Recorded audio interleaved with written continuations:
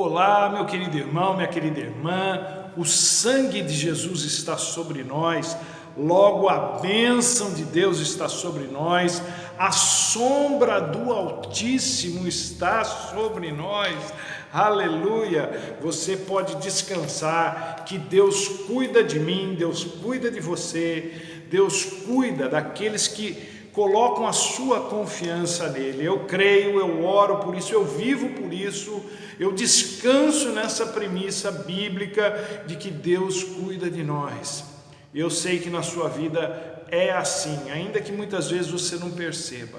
E eu quero orar com você agora, antes de nós ministrarmos a palavra de Deus, que vai ser uma bênção na sua vida. Eu também creio nisso. Vamos falar com Deus. Obrigado, Senhor Deus e Pai, por esse momento precioso que nós estamos tendo aqui de comunhão na presença do Senhor, ó Deus, para ministrarmos, para compartilharmos aquilo que o Teu Espírito Santo tem colocado nas nossas vidas. Que o Senhor, ó Deus, ministre agora uma palavra de fé, de esperança, ó Deus, de ânimo na vida daquela que está nos assistindo, ó Deus, e que essas vidas possam ser grandemente abençoadas, impactadas pelo poder do Senhor, pelo poder da palavra do Senhor. Que haja, ó Pai, nessa ministração um descanso, um alívio, um refrigério, uma bênção na vida de todos nós. Nós oramos assim, certos de que o sangue de Jesus que nos cobre é que nos dá vitória eterna sobre todo o mal, sobre o pecado, sobre a luta que nós temos, Senhor, contra a carne, contra o diabo e contra o mundo. Ó Pai, em nome de Jesus, obrigado pela vitória que nós temos em Cristo Jesus. Amém e amém. E o texto que nós vamos compartilhar hoje se encontra no Salmo de número 42, que é um salmo maravilhoso, que vez por outra eu preciso voltar nele. Eu me sinto na necessidade de ser alcançado por essa palavra. O salmista diz o seguinte, Salmo 42: assim como a corça suspira pelas águas, a minha alma anseia por ti, ó Deus. A minha alma tem sede de Deus, do Deus vivo. Quando poderei entrar para apresentar-me a Deus? Minhas lágrimas têm sido meu alimento, de dia e de noite, pois me perguntam o tempo todo: onde está o seu Deus?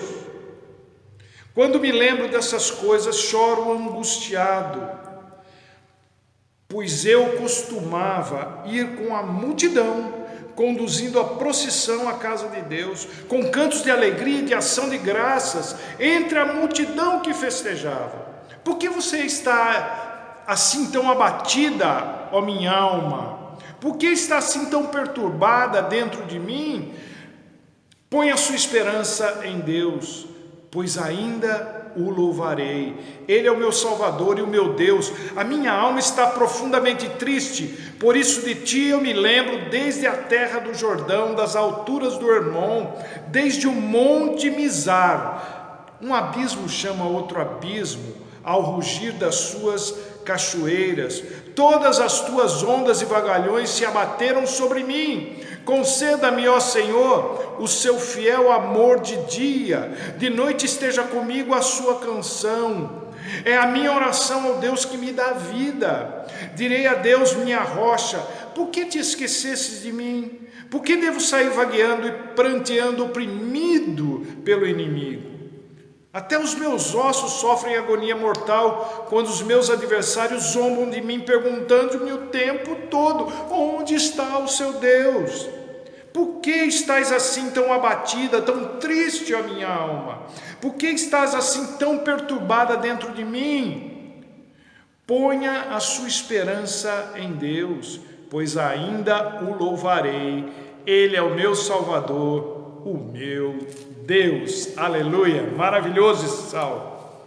Gente, nós vivemos o desafio constante de andarmos, é como se a gente estivesse andando na vida numa corda bamba. Isso faz do equilíbrio uma necessidade constante na vida da gente. É preciso ter muito equilíbrio emocional para não surtar e fazer besteira, como muita gente tem feito. É preciso ter a cabeça no lugar para não entrar nas roubadas que a gente tem visto tanta gente cair em golpes por aí. Mas a gente precisa ter a cabeça no lugar, senão a gente cai mesmo. É preciso ter muita força de vontade para não judiar do corpo físico, a fim de não antecipar aquilo que é inevitável, que é a morte, não é? Pelo menos do nosso ponto de vista, do ser humano. De Deus é outra coisa, porque a palavra de Deus diz que os nossos dias estão escritos no livro dele. Ele já sabe quanto, não tem esse negócio do ponto de vista de Deus da gente antecipar ou atrasar, mas do nosso ponto de vista a gente fala, se eu cuidar da minha saúde eu vou viver mais tempo.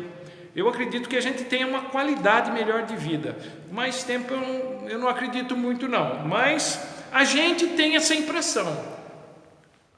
Tudo parece ter a ver com equilíbrio em nossas vidas, nem de mais, nem de menos. Mas isso é difícil porque o mundo conspira para nos tirar o bom senso. O pecado roubou de nós assim essa capacidade de ter bom senso em tudo o tempo todo. É difícil, mas não impossível. Uma das coisas que mais me atrai na palavra de Deus é essa sensação de que eu faço parte da humanidade como um todo, que eu não sou nenhum ET por sentir o que sinto, por pensar o que penso, por fazer o que faço, e que nem sempre gosto de fazer, que nem sempre gostaria de pensar, que nem sempre gostaria de sentir. Quando eu leio um trecho como esse do Salmo 42, eu percebo que certas coisas que se passam dentro de mim não são exclusividades minhas, que eu continuo sendo de Deus, mesmo, usando uma expressão mundana hoje é que o pessoal usa, né, do mundo, mesmo saindo fora da casinha de vez em quando. E o salmista parece estar vivendo um dilema que atinge todo o ser humano vivo, inclusive cristão verdadeiro, que é o abatimento da alma. Quem é que não fica para baixo de vez em quando? Quem é que não fica mal quando a dúvida bate forte na alma? Não é dúvida se Deus existe ou não, mas aquela dúvida se Ele vai segurar as pontas nessa situação que a gente está passando. Isso é, se Ele vai nos livrar disso ou daquilo, se Ele vai responder a nossa oração, se Ele vai abrir aquela porta que está fechada, que nós queríamos tanto que estivesse aberta, se Ele vai derramar a cura que a gente tanto precisa. São os dilemas da fé. Não deveria ser assim, mas é um fato. Vez por outra, a alma da gente se abate. Ela se abate porque tudo está dando errado. Ela se abate porque uma coisa só, entre tantas, deu errado na vida. Às vezes a vida está indo bem, acontece uma única coisinha, a alma se abate. Ela se abate até quando a vida fica enfadonha, quando a vida perde a sua perspectiva, fica sem propósito, quando vira tudo rotina, até assim a alma se abate. A verdade é que nós somos muito, mas muito complicados mesmo. O salmista não estava conseguindo nem adorar a Deus direito. Já se sentiu assim? Você até quer adorar a Deus, quer ficar bem, mas não vai de jeito nenhum. A coisa não roda, não gira. Entre o fazer e o querer há um grande abismo. Muitas vezes a gente quer ir além, mas acaba ficando, na verdade, muito aquém. Então, nós somos como o pêndulo, né? De lá para cá e daqui para lá. Uma hora a gente está nessa ascendente, outra hora a gente está na descendente, e isso adoece a alma. Esse vai e vem, essa gangorra, adoece a alma. O problema é que essa inconstância, se comparada a uma roda gigante, ela sempre termina embaixo. A inconstância da alma sempre pende para baixo, principalmente por quem tem uma tendência mais melancólica, por exemplo. O salmista, ele tinha sede de agradar a Deus. Ele diz: assim como a corça suspira pelas águas, a minha alma suspira por Deus. Esta é a fala de quem quer muito alguma coisa que não está conseguindo ter naquele momento. Ela está sendo privada disso e ela sente falta daquilo que está sendo privada. É a sede de quem está desesperada por água. O sujeito está no meio do oceano, tem água por todo lado, mas ele quer a água que ele pode beber. Aquela água do oceano não dá, é salgada demais, faz mal ao invés de fazer bem. Ele precisa de uma água que faça bem para o seu organismo.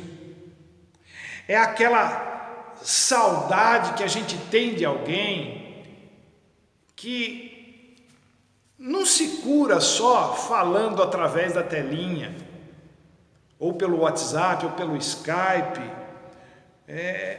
Tem que ser ao vivo e a cores, tocando a pessoa, pegando na pessoa, sentindo o calor humano.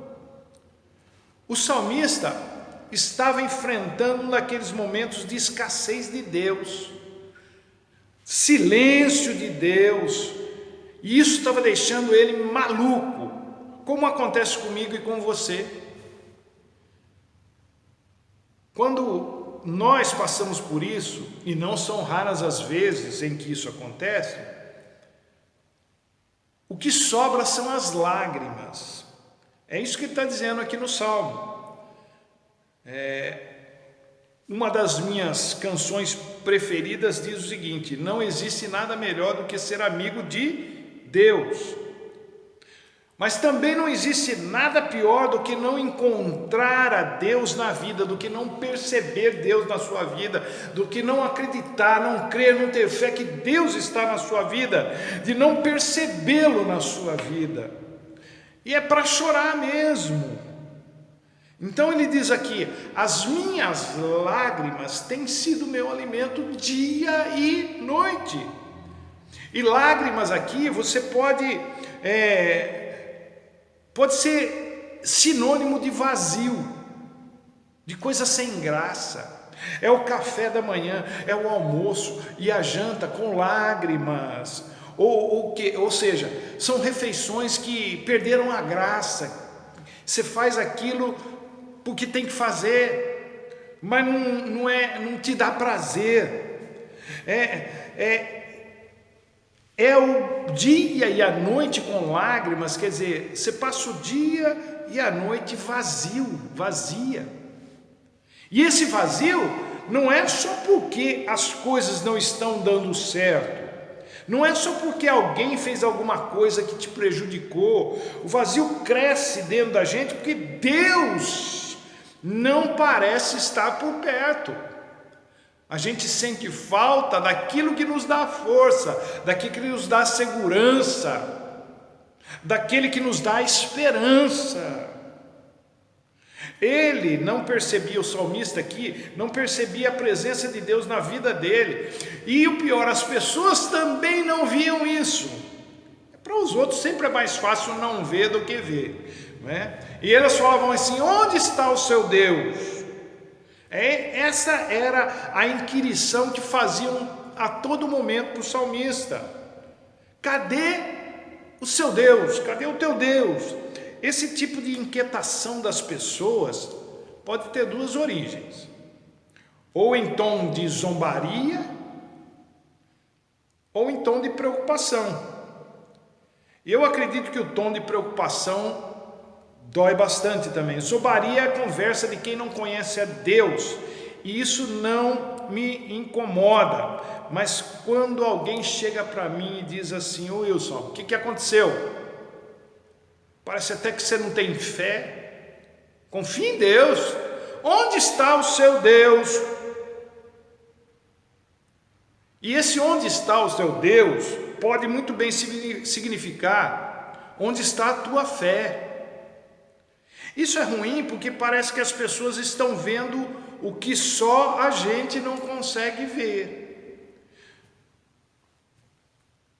Você está vendo a Deus, e por que eu não? Todo mundo está vendo, menos você. Não se trata só do silêncio de Deus, mas daquela sensação da não presença de Deus. Isso é que mata. E para ajudar, vem a lembrança de tempos em que você não se sentia assim. O salmista está falando isso. Eu me lembro de como eu era espiritualmente ativa. Como eu era feliz quando estava no meio do povo de Deus louvando. Como aquilo era bom. Mas agora não é mais assim. Agora é só aflição, angústia, choro, vazio. Eu não tenho nem vontade e nem forças para cultuar a Deus junto com os irmãos.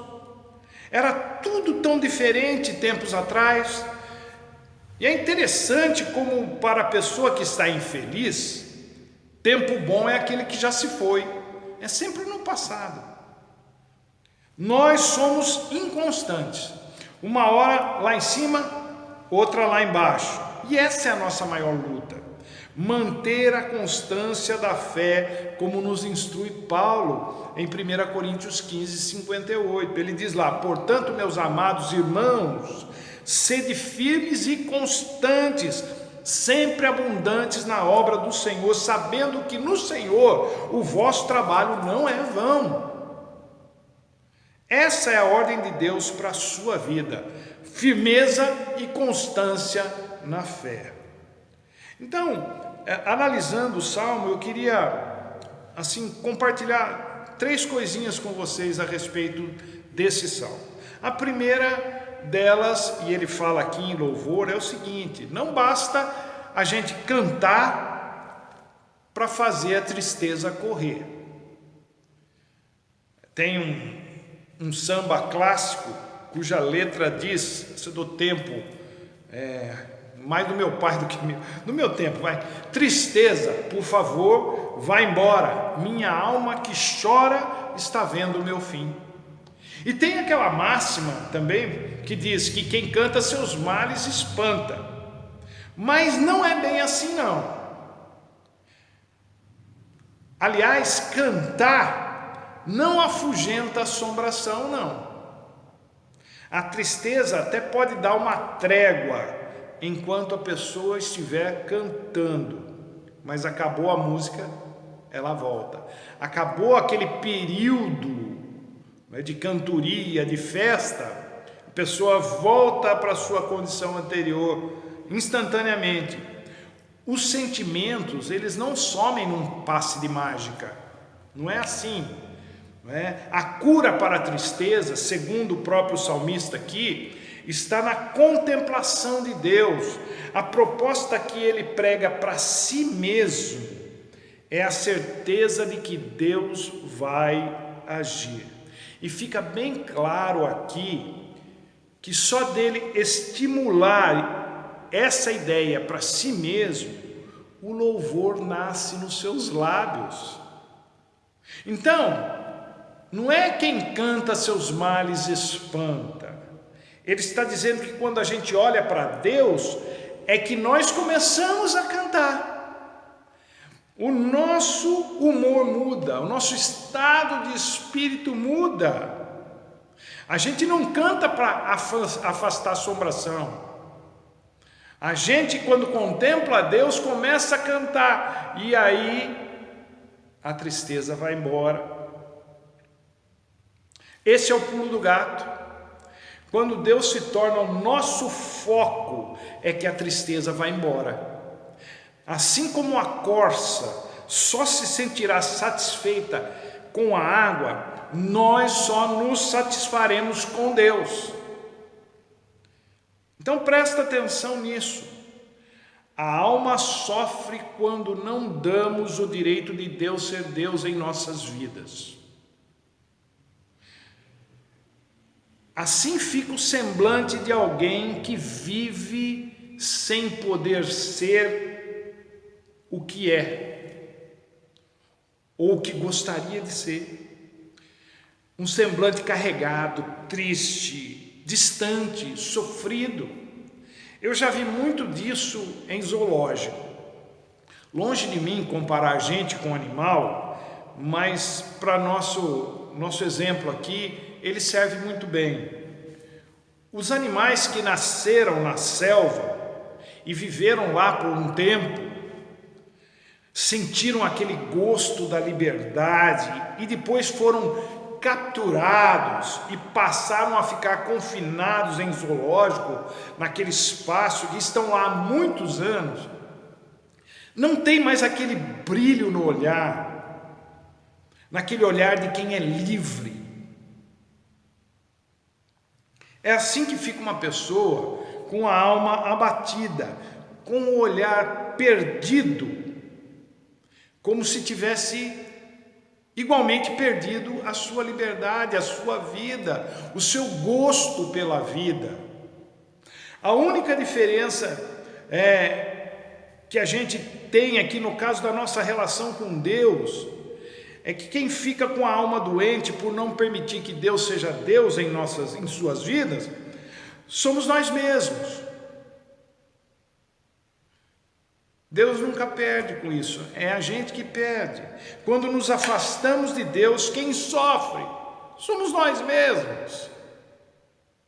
Então essa é a primeira coisa que a gente precisa pensar. Não basta cantar, ficar cantando para afastar os males da vida, não. A gente precisa olhar mesmo para Deus, porque quando a gente olha para Deus, a gente se depara com a gloriosa presença de Jesus, a nossa alma começa a cantar, e aí esse louvor que nos invade é que afasta, põe para lá as trevas que estão dentro de nós. A segunda coisa, que é essa pergunta que nos atormenta, feita por outras pessoas e às vezes por nós mesmos: onde está o seu Deus?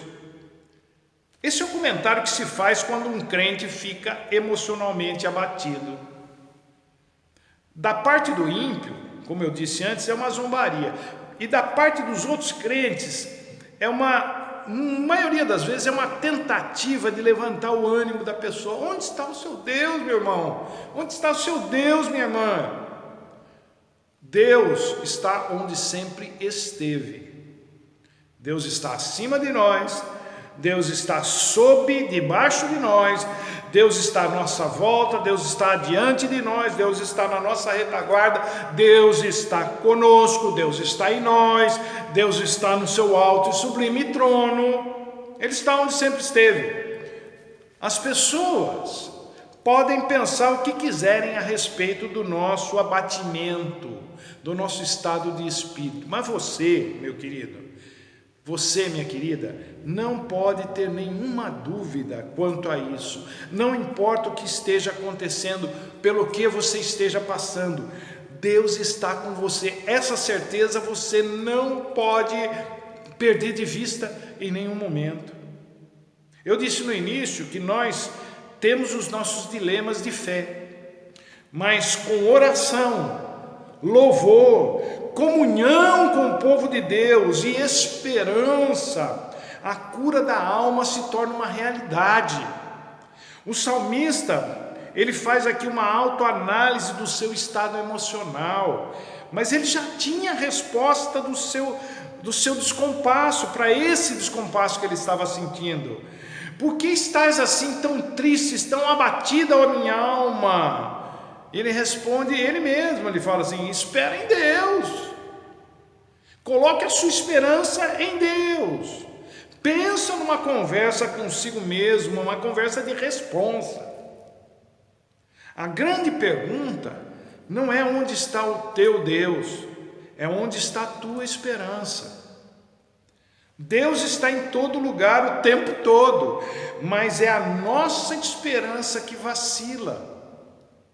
Você, filho de Deus, filha de Deus, sabe muito bem em quem deve colocar a sua esperança. Então, diga para a tua alma quem é que manda. Jeremias, o profeta, ele diz que é a maior roubada a gente confiar nos nossos sentimentos. Sua alma não pode mandar na sua vida, senão a maioria dos sentimentos que você vai cultivar podem te destruir. Eles se voltam contra você. Sentimento é, de certa forma, que nem dinheiro. É um excelente empregado, mas um péssimo patrão. Se você o controlar, ele será uma bênção na sua vida. Mas se ele mandar, se ele controlar você, aí você vai estar em maus lençóis. Domingo nós falamos sobre Abel e Caim. Caim entrou nessa, vacilão, porque os sentimentos o controlaram. Este salmo demonstra como a alma pode sabotar a fé de alguém que crê em Deus. Porque a alma parece não respeitar a fé. Enquanto a fé afirma que Deus é salvação, é rocha, é fortaleza, é alegria, é socorro bem presente na hora da angústia, a alma, por outro lado, ela vai se remoendo com sentimentos e com emoções que demonstram exatamente o contrário. Então, diga para a sua alma quem é que manda, que você escolhe ou escolheu ser dirigido pela fé e não por ela, pela palavra de Deus e não pelo seu estado de espírito. E por último, o salmo aqui ele nos dá duas notícias, uma ruim e uma boa. A ruim é que as circunstâncias pelas quais a gente tem que passar podem aparentemente ou seguramente às vezes não mudam, mas a boa é que mesmo assim, mesmo que as circunstâncias não mudem, a fé de quem coloca sua confiança em Deus, ela é fortalecida. Em outras palavras, gente, as boas novas do Evangelho de Jesus Cristo sempre vão superar as notícias ruins, por piores que elas sejam. Você vai continuar em pé, aconteça o que acontecer. A sua alma não será abalada, aconteça o que acontecer. Você não vai esmorecer, não vai se entregar, não vai retroceder. A boa notícia é como termina esse salmo. Ele diz assim: eu ainda o louvarei, ele é o meu Salvador e o meu Deus. A última palavra, meu querido, minha querida, será sempre de vitória na sua vida. Eu creio nisso, em nome de Jesus. Tome essa palavra para você, no seu coração, seja abençoado em nome de Jesus. E até a próxima, se Deus assim nos permitir.